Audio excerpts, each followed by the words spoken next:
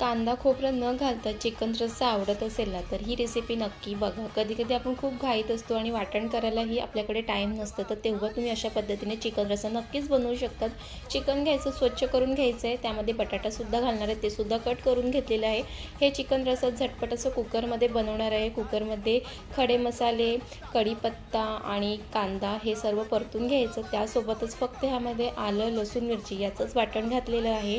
त्यानंतर मीठ, हळद, घरगुती मसाला, काश्मीरी मसाला, गरम मसाला हे सर्व टाकायचं आहे आणि त्यासोबतच चिकन, बटाटा आणि टोमॅटोसुद्धा घालून सर्व चिकन मसाल्यामध्ये छान असं मिक्स करून घ्यायचं आहे.